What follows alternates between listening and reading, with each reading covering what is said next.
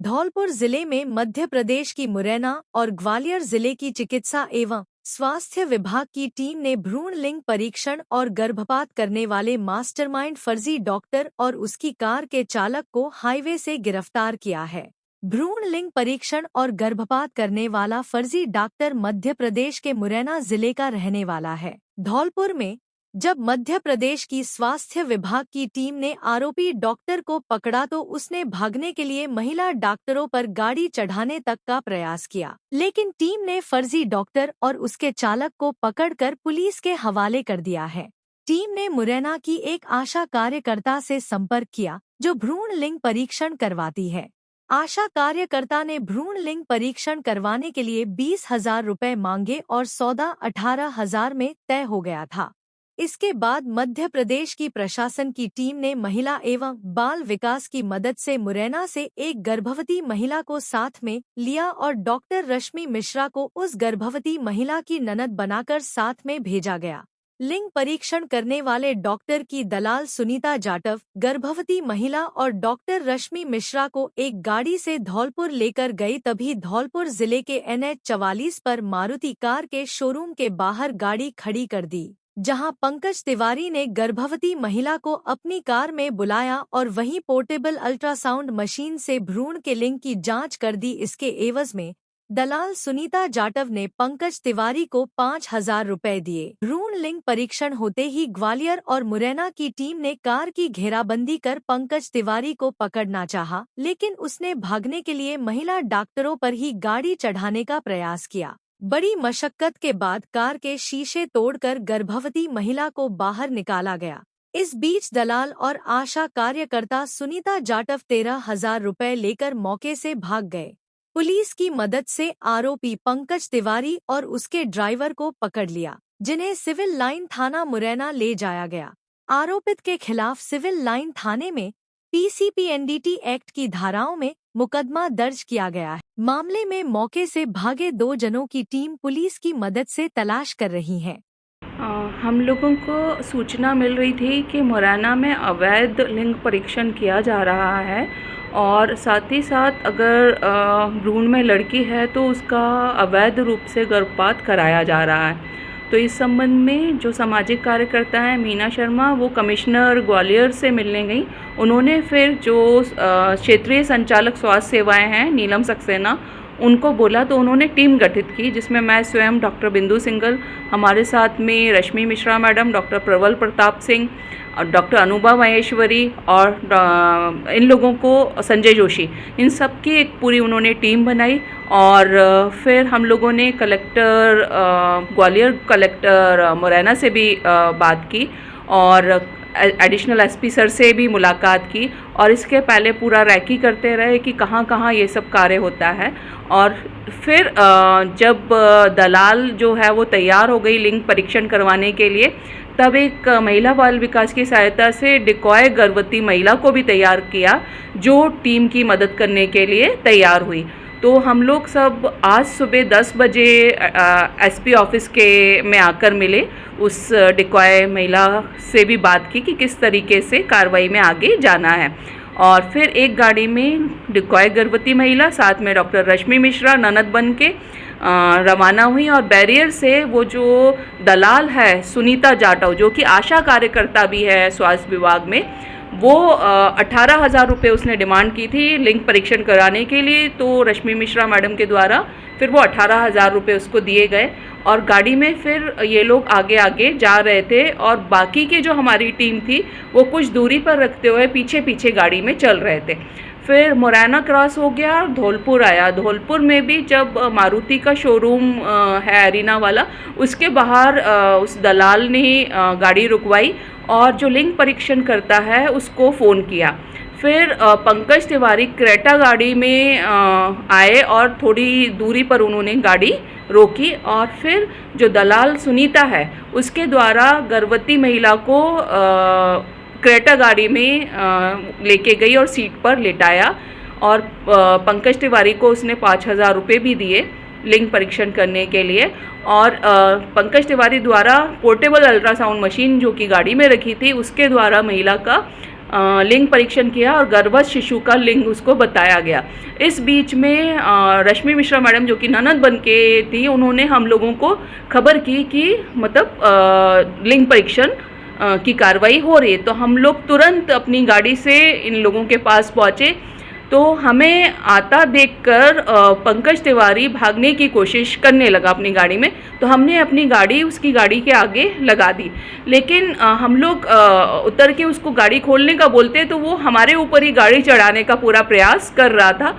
तो दूसरी गाड़ी भी हमने पीछे लगाई और वो गाड़ी खोल नहीं रहा था और भागने की पूरी कोशिश कर रहा था, और गर्भवती महिला भी उसमें थी। तो फिर काश हम लोगों को उसके बड़ी मुश्किल से हमने कांच वाच तोड़ के और उसको फिर गर्भवती महिला को बचाया उसमें, और वो पंकज तिवारी को भी उसमें से बाहर निकाला।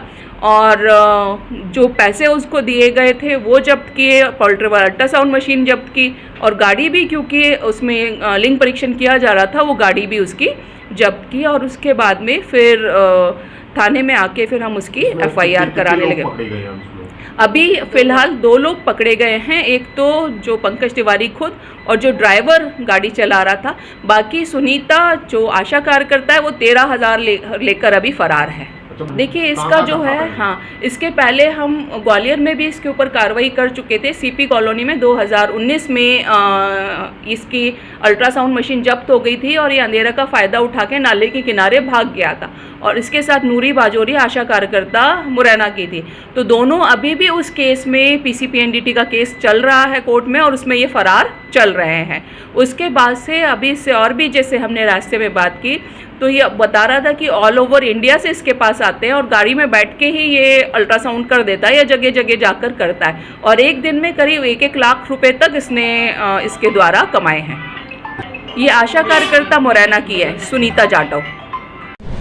धौलपुर जिले के सदर थाना क्षेत्र में भागीरथपुरा के पास शुक्रवार रात एक अज्ञात वाहन ने स्कूटी सवार को टक्कर मार दी।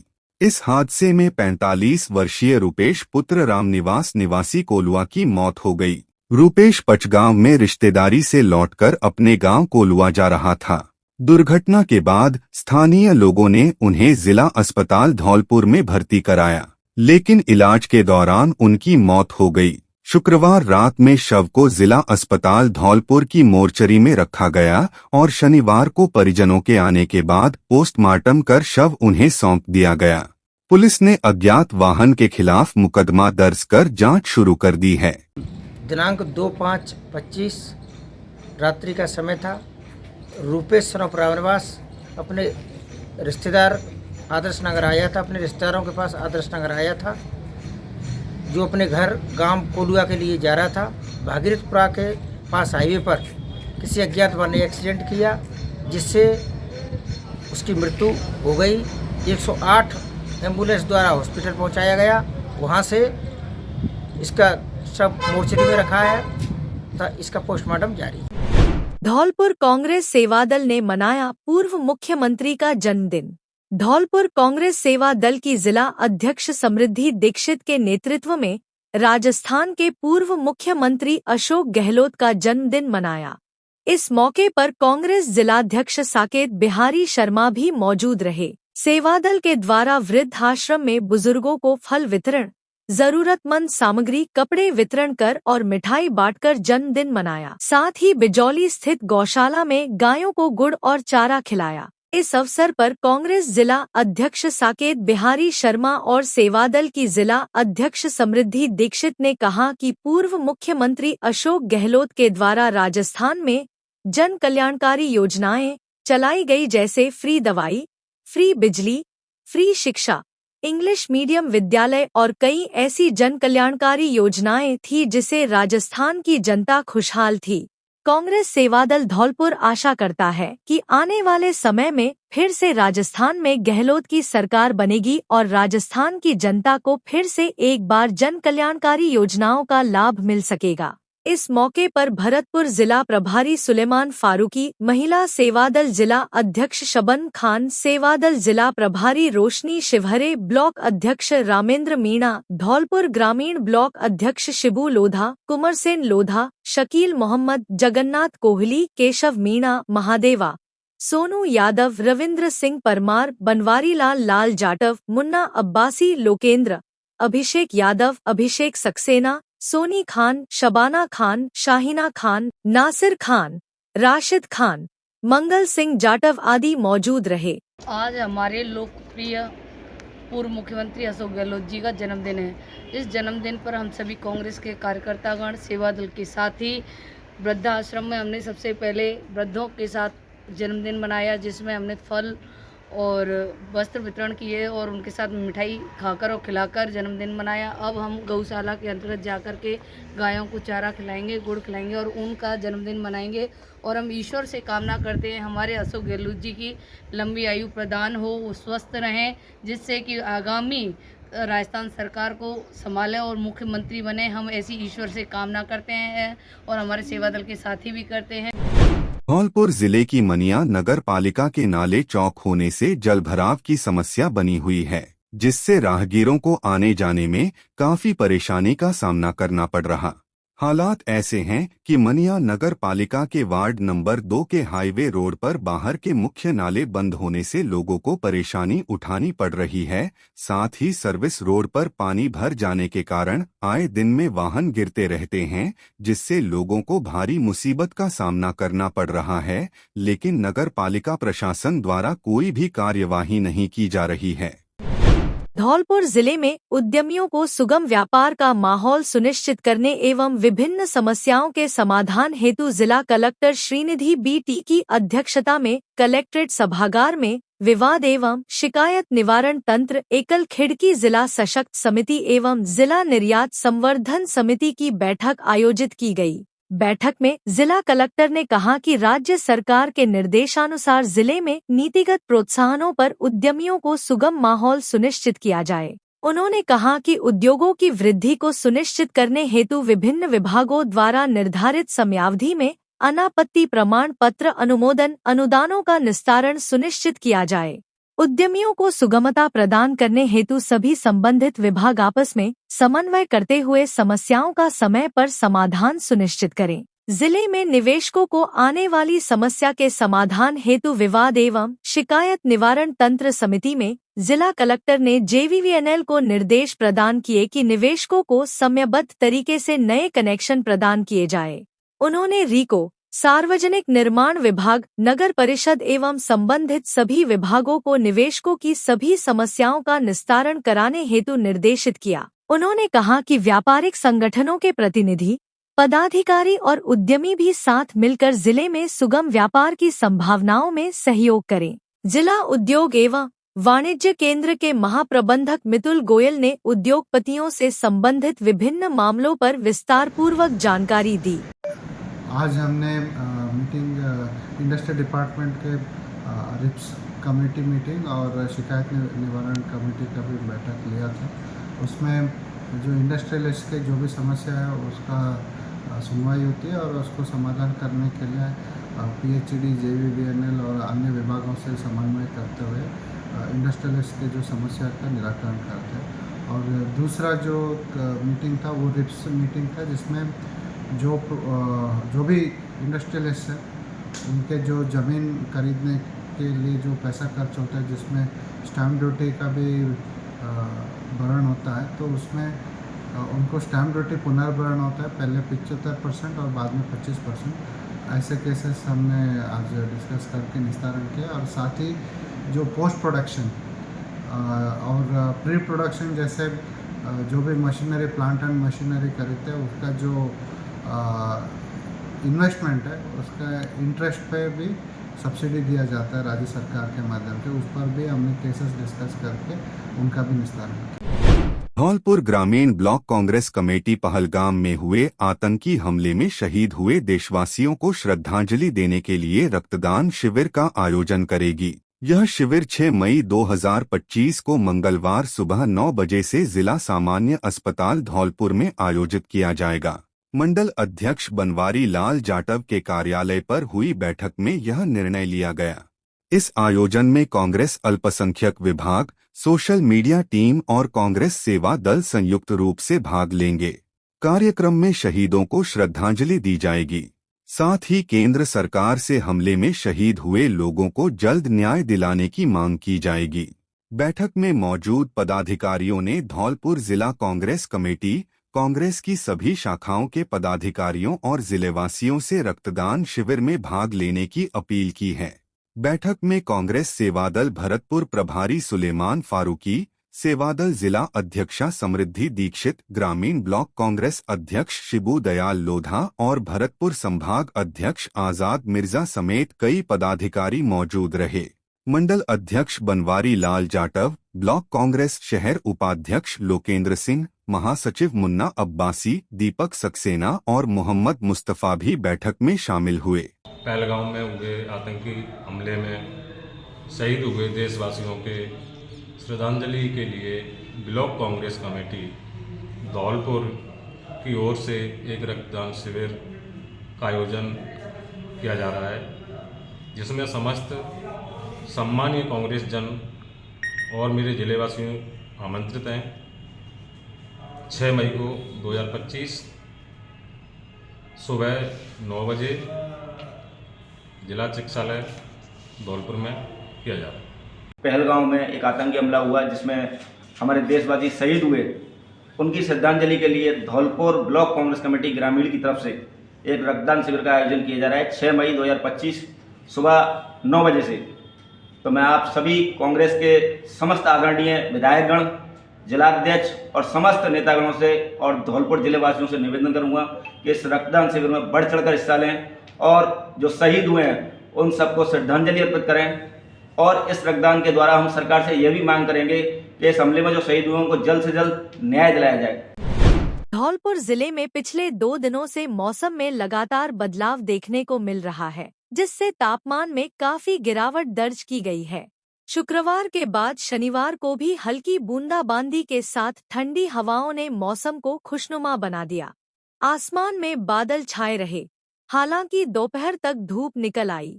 मौसम में बदलाव के चलते जिले में तापमान में गिरावट आई है और लोगों को भीषण गर्मी से राहत मिली है। मौसम विभाग के अनुसार आने वाले दिनों में भी मौसम में इसी तरह के उतार चढ़ाव की संभावना बनी हुई है। धौलपुर पुलिस ने अपराधियों की घर पकड़ के लिए धौलपुर के दोनों बॉर्डर पर सीसीटीवी कैमरे लगा दिए हैं। धौलपुर के एक और मध्य प्रदेश तो दूसरी ओर उत्तर प्रदेश का बॉर्डर लगता है। अमूमन आपराधिक वारदात को अंजाम देने के बाद अपराधी धौलपुर छोड़कर बॉर्डर क्रॉस कर जाता है, जिसकी पहचान करने में पुलिस के पसीने छूट जाते हैं। पुलिस द्वारा लगाए गए सीसीटीवी कैमरे की मदद से अपराध करने के बाद भागने वाले अपराधियों को पकड़ने में पुलिस को मदद मिलेगी। धौलपुर एसपी सुमित मेहरड़ा के निर्देश पर मध्य प्रदेश बॉर्डर पर स्थित चंबल चेक पोस्ट के साथ उत्तर प्रदेश बॉर्डर पर स्थित बरेठा चौकी पर 360 डिग्री एंगल से कैमरे लगाए गए हैं, जिनकी मदद से पुलिस अपराध के बाद भाग रहे अपराधियों की पहचान कर सकेगी। धौलपुर एसपी ने बताया कि दोनों बॉर्डर के साथ कई ऐसी जगह चिन्हित की गई हैं, जहां लगातार असामाजिक तत्वों की मूवमेंट रहती हैं। उन्होंने बताया कि जिले में चिन्हित की गई सभी जगह पर सीसीटीवी कैमरे जल्द लगा दिए जाएंगे। धौलपुर में लगाए गए सीसीटीवी कैमरों की मॉनिटरिंग द्वारा गठित की गई विशेष टीम कर रही है, जिस टीम की मदद से असामाजिक तत्वों को पकड़ा जाएगा। दोनों बॉर्डर पर लगाए गए सीसीटीवी कैमरों की मदद से बॉर्डर पार से होने वाली अवैध गतिविधियों पर भी नजर रखी जाएगी, जिससे अवैध गतिविधियों पर पूरी तरह से लगाम लगाई जा सकेगी। धौलपुर जिले में हाल ही में नवसृजित हुई ग्राम पंचायत तोड़ दानियाल में मुस्तफाबाद को शामिल किए जाने पर शनिवार को ग्रामीण विरोध करते हुए हड़ताल पर बैठ गए। ग्रामीणों का कहना है कि उनकी पूर्व की ग्राम पंचायत दूबरा, जो कि उनके गांव से पास है और मतदान केंद्र भी पास ही पड़ता है, जबकि नवसृजित ग्राम पंचायत तोड़ दानियाल उनके गांव से दूर है। लेकिन राजनीतिक द्वेषता के कारण उनके गांव को दूबरा ग्राम पंचायत से हटाकर तोड़ दानियाल में जोड़ दिया है, जबकि मुस्तफाबाद को दूबरा में ही यथावत रखना चाहिए था। वहीं तोड़ दानियाल से सरकनखेड़ा नजदीक है, उसके बाद भी उस गांव को दूबरा ग्राम पंचायत में जोड़ दिया गया है। इसको लेकर ग्रामीण विरोध जताते हुए हड़ताल पर बैठ गए। ग्रामीणों का कहना है कि उनके गांव से दूबरा ग्राम पंचायत नजदीक है, जबकि तोड़ दानियाल की दूरी अधिक है। ऐसे में सरकारी योजनाओं को लाभ लेने के लिए उन्हें दूर दराज तक भटकना पड़ेगा। ग्रामीणों की मांग है कि उनकी ग्राम पंचायत दूबरा को यथावत रखा जाए, नहीं तो उनकी हड़ताल आगे भी जारी रहेगी। गौरतलब है कि बीते दिनों तोर गांव के ग्रामीणों ने भी ग्राम पंचायत तोर दानियाल से मुस्तफाबाद को हटाकर सरकन खेड़ा को तोर ग्राम पंचायत में जोड़ने की मांग करते हुए जिला कलेक्टर और उपखंड अधिकारी को ज्ञापन सौंपा था, जिस ज्ञापन में भी मुस्तफाबाद की दूरी तोर दानियाल ग्राम पंचायत से अधिक बताई थी। धौलपुर जिले के बसेड़ी के गांव भारली में धौलपुर प्रीमियर लीग 2025 का शनिवार को भव्य उद्घाटन समारोह पूरे उत्साह और गरिमा के साथ संपन्न हुआ। कार्यक्रम के मुख्य अतिथि अखिल भारतीय युवा गुर्जर महासभा राजस्थान के प्रदेश अध्यक्ष जयवीर पोसवाल, विशिष्ट अतिथि सत्यवान दनगश, सुरदीप कुशवाहा रहे। आयोजन समिति और ग्रामवासियों ने सभी अतिथियों का पारंपरिक साफा एवं माला पहनाकर सम्मान किया। मुख्य अतिथि जयवीर पोसवाल ने युवाओं को संबोधित करते हुए कहा कि ऐसे आयोजन ग्रामीण युवाओं को मंच और दिशा प्रदान करते हैं। खेल के माध्यम से अनुशासन, नेतृत्व और राष्ट्रभक्ति की भावना विकसित होती है।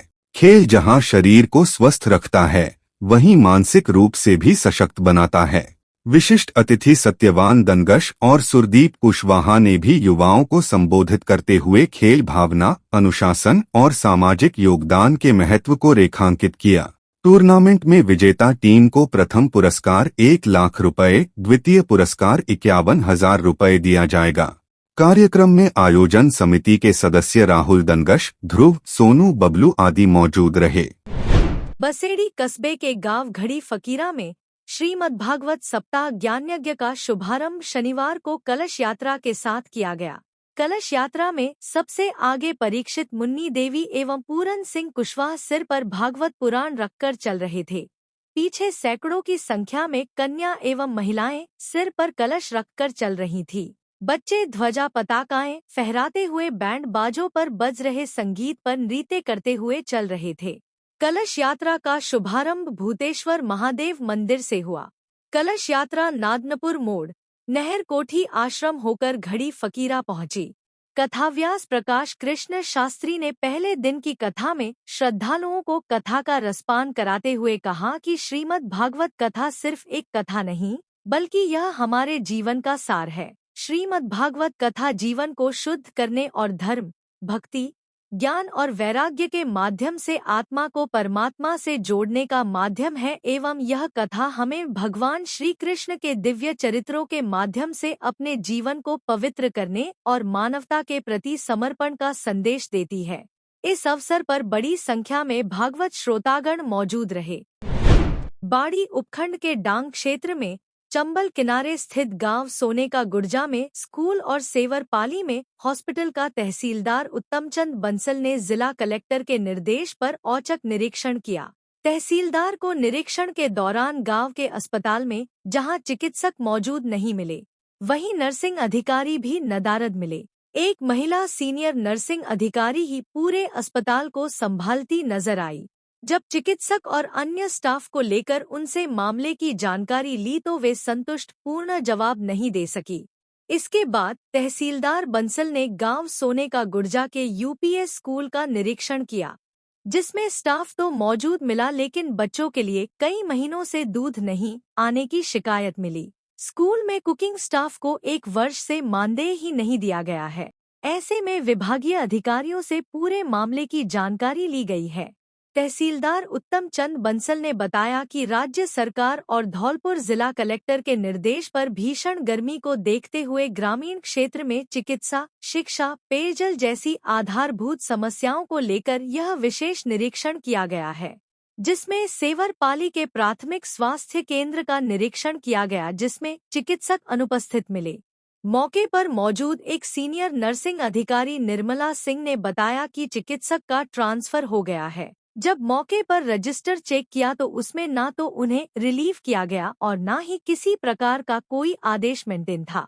2 महीने से रजिस्टर खाली पड़ा है, जिसको लेकर सीएमएचओ को मामले की जानकारी देने और रिकॉर्ड मेंटेन के लिए निर्देश किया है। साथ में नर्सिंग अधिकारी के 4 पदों में से सभी नर्सिंग अधिकारी अनुपस्थित मिले हैं।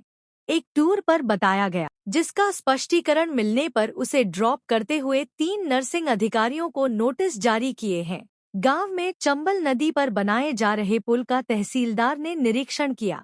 सीनियर सेकेंडरी स्कूल के पास से अप्रोच रोड के साथ पुल खत्म किया जाएगा, जिससे स्कूल के भवन या बच्चों को कोई परेशानी नहीं हो। इसको लेकर कंपनी अधिकारियों को निर्देश दिए हैं। हेलो धौलपुर, नया एकेडमिक ईयर शुरू हो चुका है और इमैनुअल स्कूल्स के एडमिशन प्रोसेसेस भी। अप्रैल 1 से आप अपने बच्चों को इमैनुअल परिवार के साथ जोड़ सकते हैं। इमैनुअल 37 ईयर से धौलपुर में एक्सीलेंट एजुकेशन को प्रोवाइड करता है।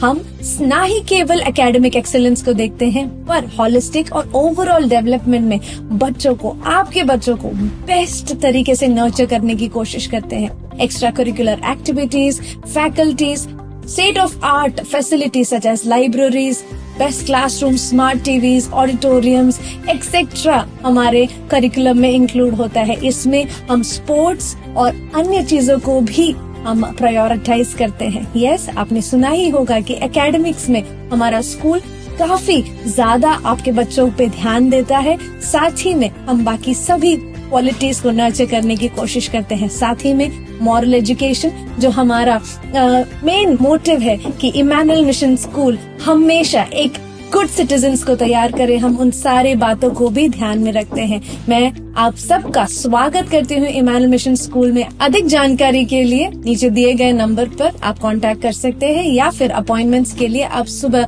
9 बजे से 1 बजे तक स्कूल ऑफिस में भी जा सकते हैं। एडमिशन प्रोसेस शुरू हो गई हैं, जल्दी अपने सीट्स को एनरोल कीजिए।